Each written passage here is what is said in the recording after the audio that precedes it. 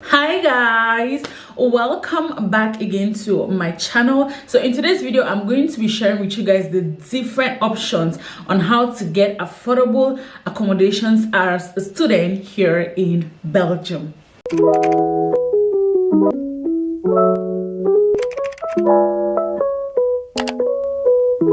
Welcome back guys. So if you're new here, hi, I'm called Flavine and I'm an international student based here in Belgium, and on my channel I like to share immigration content like how to apply for visa, how to apply to schools, and also I like to create just a lifestyle content showing you guys how I'm exploring my life in Belgium as a young girl. And also another nice segment that I'm bringing into my channel is digital marketing. So if you know that is the kind of content that you like, join my family and my community by subscribing. So in today's video, probably you're looking for a student accommodation, or you have plans of moving to Belgium, or better still, you got your admission and you are hopeful that they'll give you the visa, and so you need to come.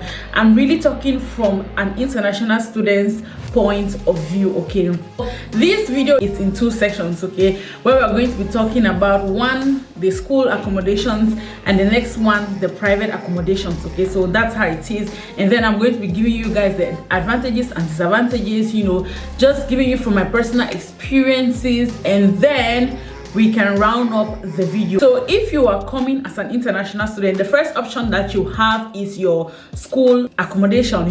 So many schools in Belgium, they have accommodations that are built or are there by them. That's the first option. Okay, getting to your school, getting in touch with your school. So let's say that a school has given you, for example, my school, Vrije University Brussels, gives you like an admission, and you are so sure that you're going to get the visa. So you can start booking for your room. Let them know that you're looking for a student room. This is what you want. This is your budget. So that's the first area, okay, where you can get student accommodation, and that's always the easiest, that's the best to always start with. Now the advantages of this accommodation is that they are affordable. Okay, according to my knowledge, I don't live there, but I have classmates that live there, so I'm talking from their perspective. Okay, they are very affordable. You can get them as low as 200 and something euros, 200 euros, and all of that are cheaper. They are not so expensive like in the private market. These schools make it affordable for their students and their prospective students. Okay, so that's the first place that you can get accommodation. So let's say that you are applying to a school like Heusden, KU Leuven, VUB, or any university. Okay, just always check. They always almost, I cannot say all because I don't go to all the schools, so but these ones that I'm calling, I know very well that they have student accommodations. Okay, so you can always hop on, look for one, get in touch with the student administration, and just let them know that you want a room so they can keep one for you. One thing I wanted to say is that what I really like is that you can apply even if you're not in Belgium yet. Okay, so let's say that probably you're still in Cameroon, you can apply actually from Cameroon and get it. So you don't have to first of all come to Belgium before you struggle to apply for student accommodations that are being controlled or owned by your school. Okay, you can actually apply wherever you are. That is a good thing. You can secure your room while you are still in Cameroon, so that if you're going to the embassy and they're asking you where are you going to live, just let them know that I have my student accommodation waiting for me. And another good thing is that these student accommodations are always furnished. Okay, it's really good because before you come, you already have the necessary amenities like a reading table and a reading chair. They already have beds with mattresses on them. At times some even come with pillows and blankets. They always have like cupboards, for you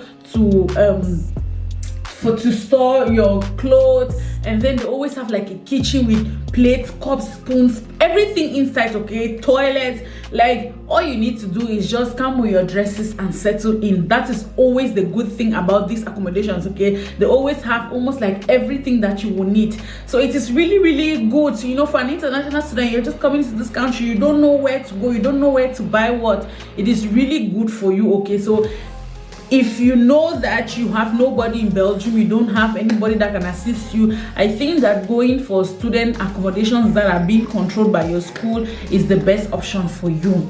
But another thing, now let me talk about some of the disadvantages of these ones. Okay, people always complain that the rooms are small, and the fact that we need to share, you know, amenities. Let's say that we have like a kitchen that all of us have to go to. Some people are not clean.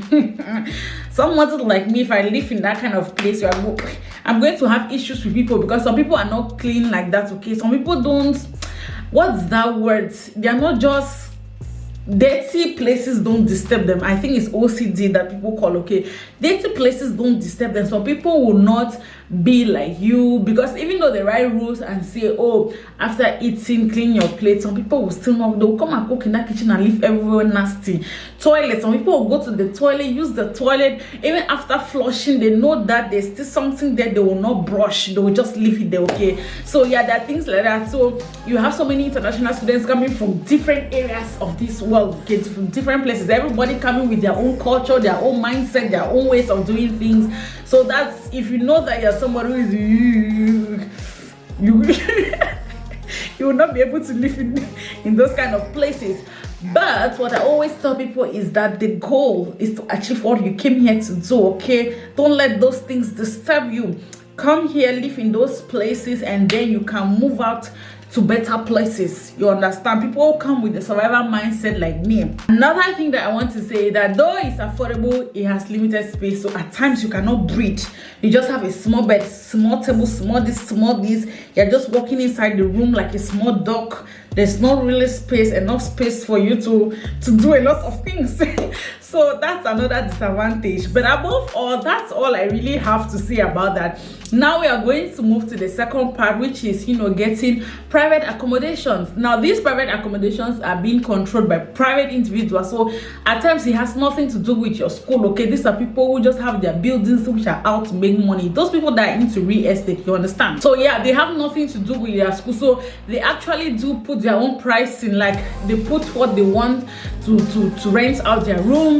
They have their own rules, and majority of these things is that you gotta pay like every month, as compared to the one your school has. Your school can just ask, like if your school is asking you 200 euros, best believe that 200 euros covers everything, internet, lights, everything. But with private people, private institutions, or private individuals, you may have to pay water, electricity, you know, all of those heating and all of those bills individually at month end. Okay, even though there are some accommodations like my own that you can just pay everything at once and remove your hand from there. That is what I like. So with private homes or private student institutions, you would have to dig deeper. Okay, at times you need to check online, at times you need to ask friends, you know, depending on your budget. But one thing that I don't like about these private things and all these private individuals is that you can be scammed.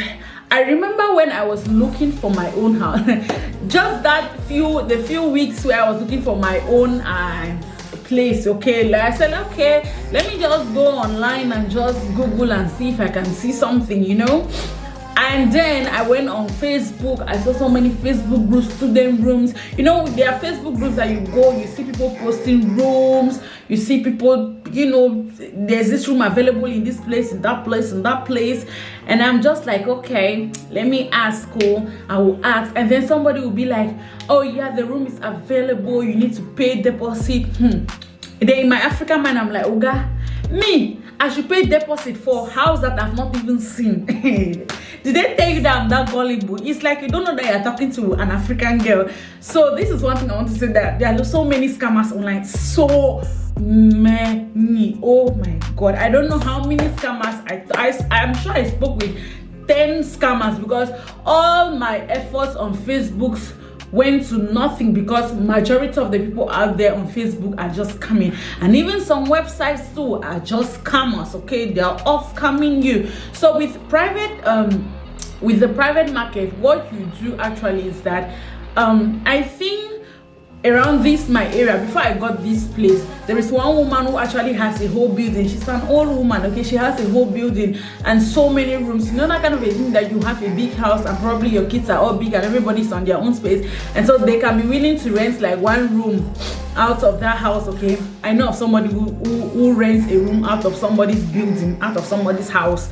So you can actually go there and rent that one room, okay? They can just say, okay, pay me maybe 200 or 250 or 300 euros just for that room. One thing is that the rooms are usually really big. You're on your own, nobody disturbs you, everybody's just on their own. But at times I feel like living in those accommodations, if you don't have somebody who is mature, somebody who does not disturb you, people will still be putting eyes on you, okay? You want to do something, they'll be looking at you on top of house that you are paying. So you can rent a room in somebody's house, okay? You can rent a room in somebody's house. Somebody can have like a really big house and probably they are just upstairs and then they have rooms downstairs and they give it out to students, okay? So that's a way that you can rent. Another way is just looking for student accommodations like this, okay? This whole thing is for students. These are studios for students. So of course, if you are looking for anything for students, you always have to prove that you are a student. You show your maybe your school certificate, your student ID, or anything, maybe a document from school proving that you are a student, okay? So I live in this space. I really like my own space. Every small thing that I need, everything is small, but it's intact with what I want. One thing I always wanted is I did not want that general kitchen thing. So my own room, as you can see, has like a sink. My my electric cooker is inside the cupboard because when I'm done cooking, I can just put it back inside the cupboard. I don't like things on the surface. And it has a fridge. We'll do a house tour later, okay? But my own room came with almost all the important things. I think the most important thing that I needed to get was a mattress, but it had a bed. And then they don't give you like all the cups, plates, spoons and all of that. You need to get them yourself, which I got mine by myself, okay? But this room came with all the important things. There was a reading table, a reading chair, a bed, a fridge, the gas, the electric cooker. Yeah, and so I took it from there, and it has a shower.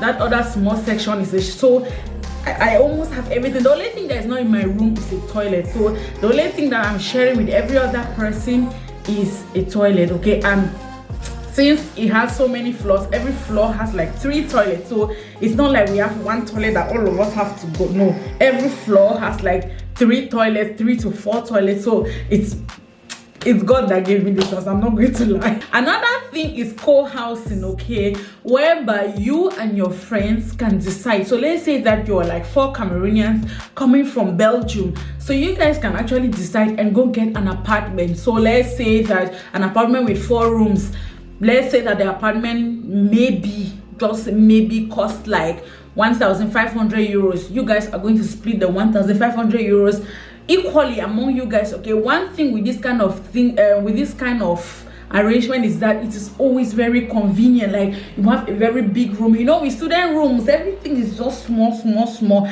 But when you go to get an apartment like that, okay, an apartment like that, the things are always big, the rooms are big, the beds are big. But with that one now, you will have to buy your own things. That's another challenge. So something like that always works for students who are already here. They already know the system, and then they can go on to that. When you just come, you cannot, except you have money. But one thing with this kind of system too is that it's always very difficult to find. If you know how I got this house thanks to a friend. I just told him that I was looking for a house, so all the people that I'm calling on Facebook, they are not responding, and then one thing led to the other, and you know, I'm here now thanks to their recommendations. They were like, oh, there's a room here, come and check it out. And then I came and I was like, you know what, I'm taking it. I'm not looking anywhere else, I'm taking this part. So yeah, it's always hard to find, and that's when now you have to go online and you meet scammers and blah blah blah. Please, if you're just coming as an international student and you want to, you know, rent from the private market, please, nobody should fool you or tell you that pay deposit. if you're an African, I don't need to stress on that. Nobody should scam you. Don't pay any dime when you've not seen any room. And even if you are seeing the room, be sure that that is the owner of the room. Don't pay anything to anybody when you are not sure. With co-housing too, you can always have, like, you know, some people from probably different international students who just have maybe a spare room, and they're like, oh, we're looking for a housemate, you must be female. Some people always have rules like that, okay? Or you must speak Dutch, or you must speak only French. At the end of the day, this private markets is always a little bit expensive. At times you have to spend to buy, you know, necessary amenities. There are some rooms that you may go and there's no reading table and you need to buy your own. Like my own, I said there are no plates, cups, spoons, nothing. I had to buy all those things by myself, okay? So it's a bit expensive as compared to if probably I had to go rent in my school and, you know, get a room there. But that's another bad thing with renting in school. It's very competitive. Before you want to shine your eye, I came to Belgium in August. School is starting in September. August, there were no rooms again. So if you want to rent in your school, start this April. Apply this April so that you are sure of getting an accommodation. This is the time to apply. Don't wait till when school starts. Best believe that they are filled already, because they sell out really fast, because everybody's scrambling, you know, for these rooms. They are cheaper, they are affordable, they are beside the school. And if it's beside the school, of course, it means that it gets easier. You don't have to pay any public transportation, or even if they want to drag the building away from school, they always put it in locations where they are very sure that there's a straight bus or there's a train or public transportation. You can access those areas easily with public transportation, or you can just ride your bicycle a little bit and get there, or walk. So it's always very, very convenient. So that's really it about the whole getting accommodation in Belgium and all of that. So if you are a student, an international student who has plans of moving to Belgium, so this is what you should put in mind, okay? And another thing I want to say is that do research. Do your research. And I'm going to also leave a link down to some really, really good websites that I tried, websites that I know of, that I'm confident and know that they're not scammers, okay? That you can check them out if probably you're looking for student accommodations. For some of you that are coming to Heusden, Diepenbeek is like one of the best places, okay, to get student accommodations. This area where I live in, the first day I came here, I'm like, wow, student accommodations almost everywhere, like everywhere, and the price is really, really good. It's not that bad, okay? It's not even up to mine. It's not even up to 300 euros. I'm not going to tell you guys how much, but it's not up to 300 euros, okay, with all these things inside, okay? Living in a place like Brussels. I have a classmate who lives in Brussels. I think she rents just a studio, or it's a room. I'm sure it's a room, and she's paying 600 euros. And I used to tell her, I told her, I said, me, I cannot. I cannot. As a student, I don't have children. I'll be 600 for, anyway. That's Brussels for you, okay? Student rooms in Brussels, they are not cheap. And if you are looking for comfort in Brussels, make sure that you are very rich and you have the amount, okay? So if I was saying University of Heusden students, the best place for you guys to look for accommodations is around Heusden and also around Diepenbeek, okay? Because the houses in this Diepenbeek are pretty affordable. That's what I learned, like this past few days. They are really, really affordable, and I was shocked. And also another thing that I want to say is that if you're somebody who has money and then you're looking for fun, luxurious student rooms, Upcut is a very, very, very good website that you should check. Okay, I'm going to put it down in the comment section, in the description box. Of course, I think that they really have good amenities. I was actually thinking of them until I called them to ask the price, and everything rounded up to almost 400 and something a month. And I was like, you know what, sister, thank you. I like the fact that you people have nice things. Like, they actually do have so many shared amenities. They have bicycles that anybody can take. They have a gaming room, they have a showroom, like they have everything, washing machines, everything that you could think of that could make your life very soft and convenient. They had it all in there. But 400 and something, almost 500, sister. I did not come to Belgium for leisure. I came here with a purpose. So, but if you have that kind of amount, I think Upcut is good for you. And then one other very good website that I will recommend for people who are going to use Hasselt, or if their schools are in this other area, is courtandlimburg.com. Okay, I'm going to put it down in the description box. That was the website where I was looking for majority of the houses around Hasselt. Okay, it has so many, like, as August is approaching you, if you go there now, you see so many rooms. It's really it's a good website, very good website. And I think iCourtBE is another good website, and so many others. Okay, those are the legit ones that I was contacting, but then the houses were already taken. Okay, so those are the legit ones. Be careful of scammers on Facebook and even online generally. Nobody should do you shit. All right, guys, I've talked too much. This video is too long now. Thank you guys so much for watching. If you enjoyed this video, let me know what you guys think, and don't forget to subscribe if you haven't, and I'm going to see you in my next one. Bye.